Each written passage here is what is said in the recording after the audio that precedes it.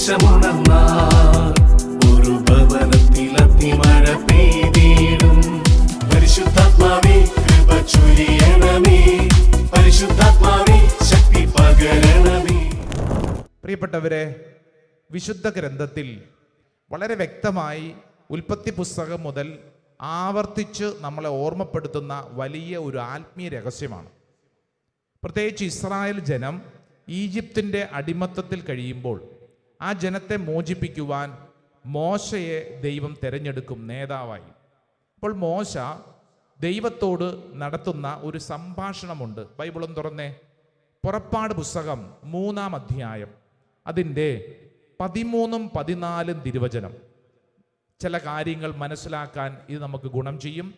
പുറപ്പാട് പുസ്തകം അതിൻ്റെ 3-ാം അധ്യായം 13-14 തിരുവചനം.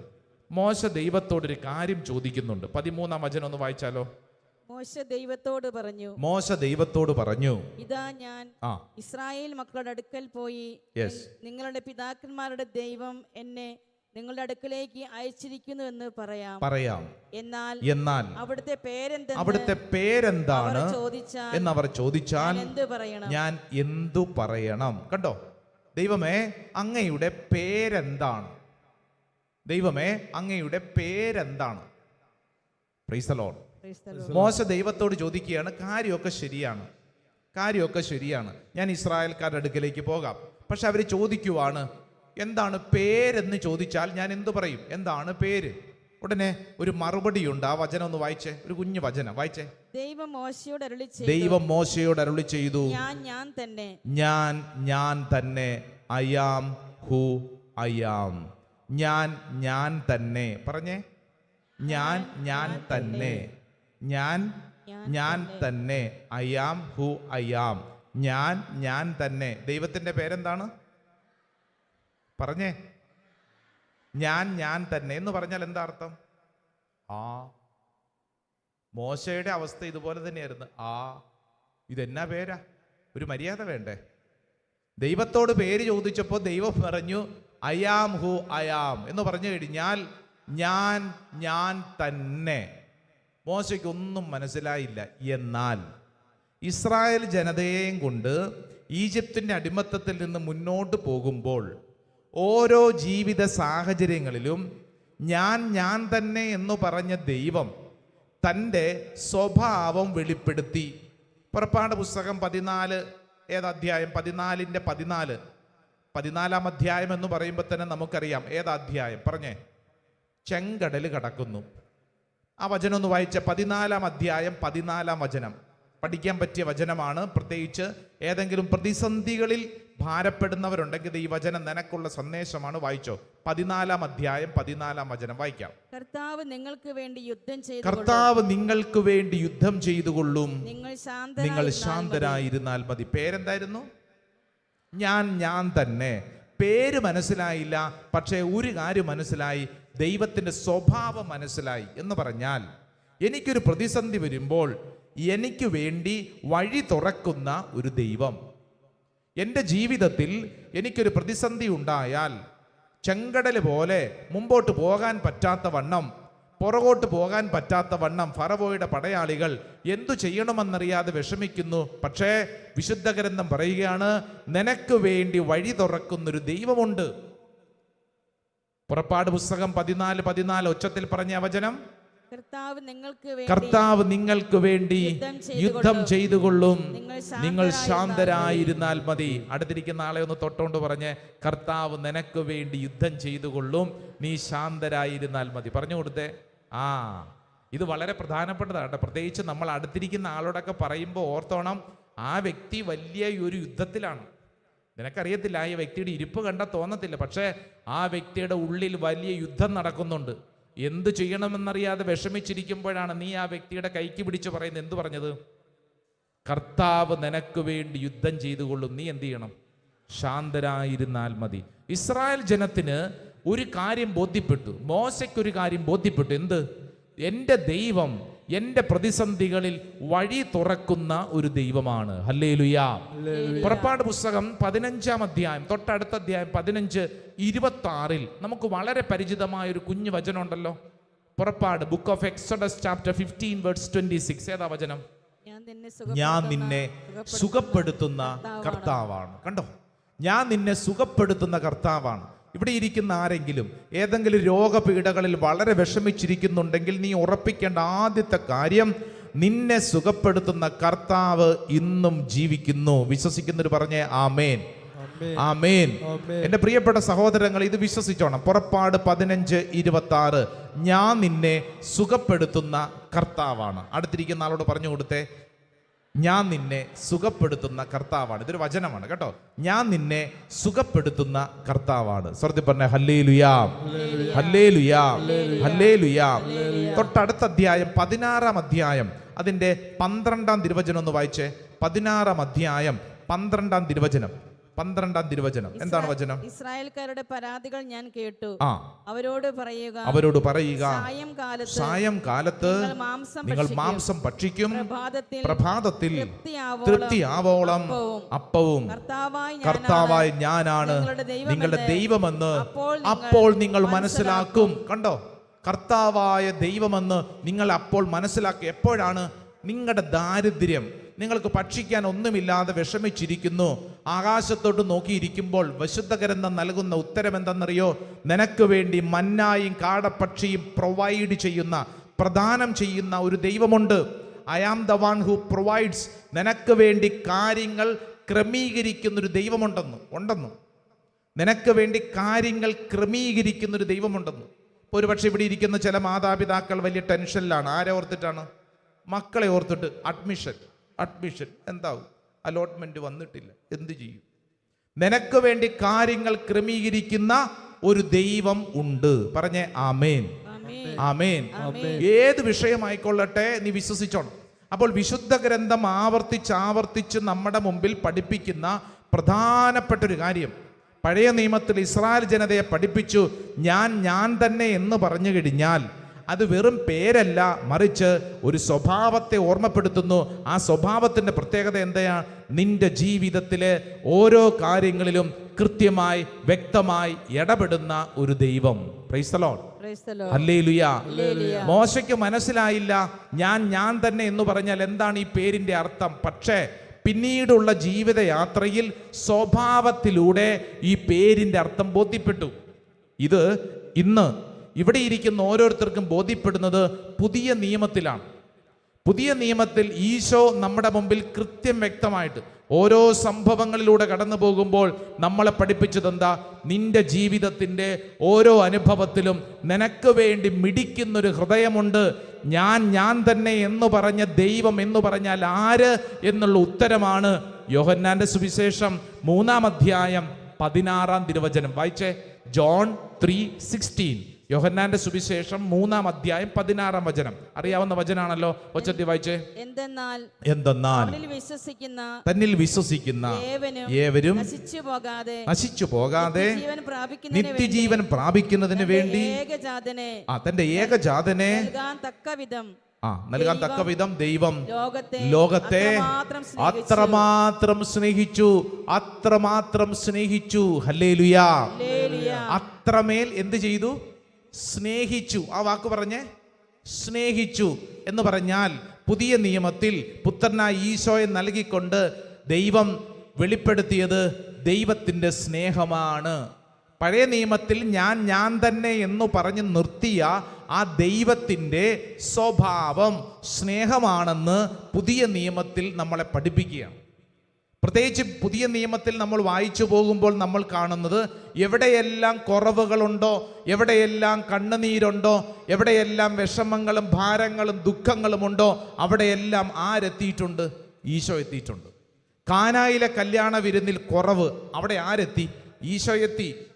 ലൂക്കാസ് സുവിശേഷം 7-ാം അധ്യായം നമ്മൾ വായിക്കുന്ന നായിമിലെ വിധവ, തൻ്റെ ഏക മകൻ മരിച്ചു. ശവസംസ്കാര യാത്ര മുന്നോട്ട് പോകുമ്പോൾ എതിരെ ആര് വരുന്നു? ഈശോ വരുന്നു. ഈശോ വന്നിട്ട് ആ വിലാപയാത്രയെ നിർത്തിക്കൊണ്ട് അവിടെ നിർത്തി. ആ വിലാപയാത്രയിൽ കരയുന്ന മനുഷ്യരോടും പ്രത്യേകിച്ച് ആ അമ്മയുടെ അടുക്കെ ചെന്ന് തോളത്ത് പിടിച്ചുകൊണ്ട് ഈശോ പറഞ്ഞു, കരയണ്ട, കരയണ്ട, കരയേണ്ട എന്ന ഒരു വാക്ക് പറഞ്ഞ് ആശ്വസിപ്പിച്ചിട്ട് ഈശോ പോയോ? ഇല്ല. കരയേണ്ടെന്ന് പറയുക മാത്രമല്ല, മറിച്ച് ആ കരച്ചിൽ അവസാനിപ്പിക്കുന്നതിനുള്ള ഉത്തരം നൽകി ആ മകനെ ഉയർപ്പിച്ചുകൊണ്ടാണ് ഈശോ കടന്നുപോയത് എന്ന് പറഞ്ഞാൽ, വിശുദ്ധ ഗ്രന്ഥത്തിൽ ആവർത്തിച്ച് പറയുന്ന കാര്യം, പ്രത്യേകിച്ച് ഈശോ നിനക്ക് നൽകുന്ന വാഗ്ദാനം, നിന്റെ ജീവിതത്തിൽ നീ ഏത് പ്രതിസന്ധിയിലൂടെ കടന്നു പോകുന്നുണ്ടോ, നിനക്ക് വേണ്ടി മിടിക്കുന്ന സ്നേഹമുള്ള ഹൃദയമുള്ള ദൈവമുണ്ട്. ശ്രദ്ധി പറ ഹല്ലേലൂയാ, ഹല്ലേലൂയാ. ഇത് മനസ്സിലാക്കിയിട്ടാണ് യോഹന്നാൻ തൻ്റെ ലേഖനത്തിൽ കുറിച്ചു വെച്ചത്. ഒന്ന് ബൈബിളും തുറന്ന് വായിച്ചൊരു കുഞ്ഞു വചനം വായിച്ച് യോഹന്നാന്റെ ലേഖന ഭാഗം, 1 John chapter 4 verse 8. 1 യോഹന്നാൻ 4-ാം അധ്യായം അതിൻ്റെ 8-ാം തിരുവചനത്തിൽ യോഹന്നാൻ ശ്ലീഹ ഈ ദൈവത്തെ വ്യക്തമായി വ്യക്തിപരമായി തിരിച്ചറിഞ്ഞിട്ട് എഴുതി വച്ചിരിക്കുന്ന ഒരു കുഞ്ഞു വചനം വായിച്ചാലോ? സ്നേഹിക്കാത്തവൻ ദൈവത്തെ അറിഞ്ഞിട്ടില്ല, കാരണം ദൈവം സ്നേഹമാണ്. ദൈവം സ്നേഹമാകുന്നു.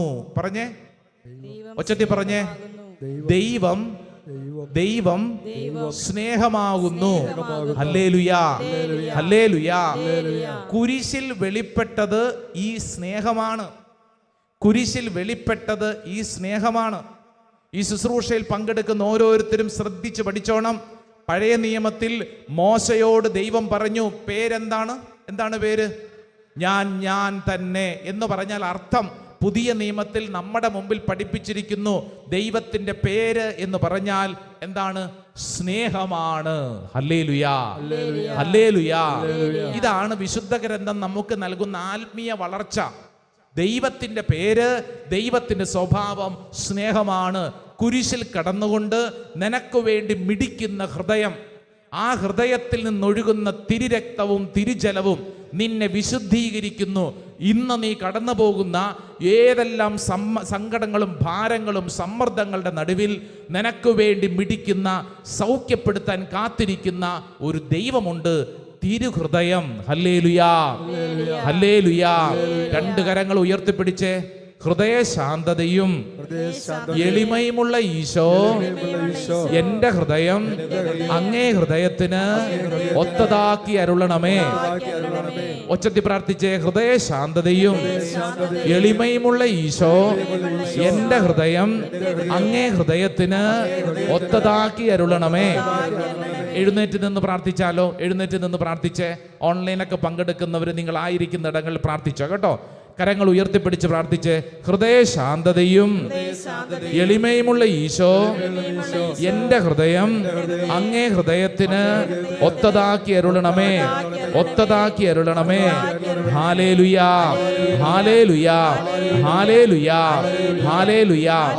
2 കരങ്ങളും നെഞ്ചോട് ചേർത്ത് വയ്ക്കുക, കണ്ണുകൾ അടയ്ക്കുക.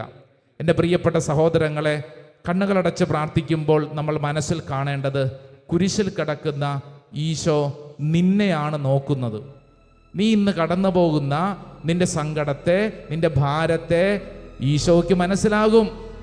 ഈശോയ്ക്ക് മാത്രമേ മനസ്സിലാവൂ. നീ ഒരു പക്ഷെ ചിന്തിക്കുന്നു, എന്നെ ആർക്കും മനസ്സിലാവുന്നില്ലല്ലോ, ഞാൻ ഒറ്റപ്പെട്ട് ഇങ്ങനെ കഴിയുന്നല്ലോ, ഞാൻ ഇത്രയും കഷ്ടപ്പെട്ടിട്ട് ആർക്കായി എന്നെ മനസ്സിലാവുന്നത്?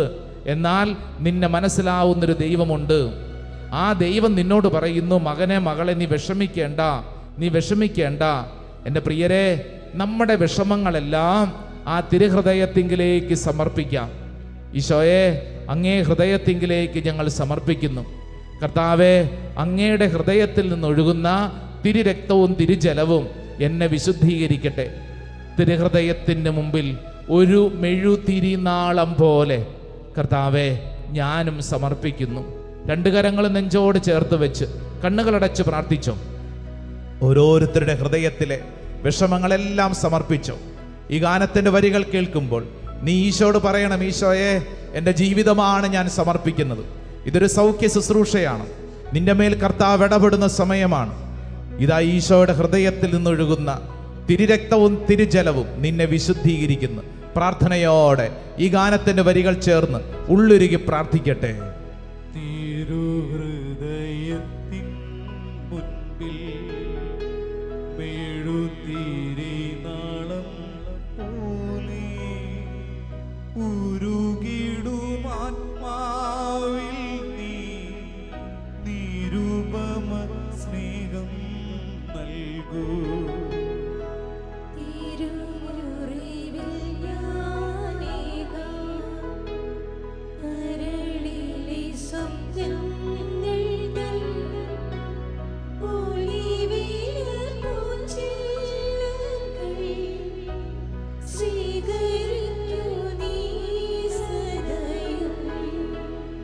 തിരുഹൃദയത്തിൻ മുൻപിൽ എഴുത്തിരി നാളം പോലെ യേശുവേ ഉരുകിടുമാത്മാവിൽ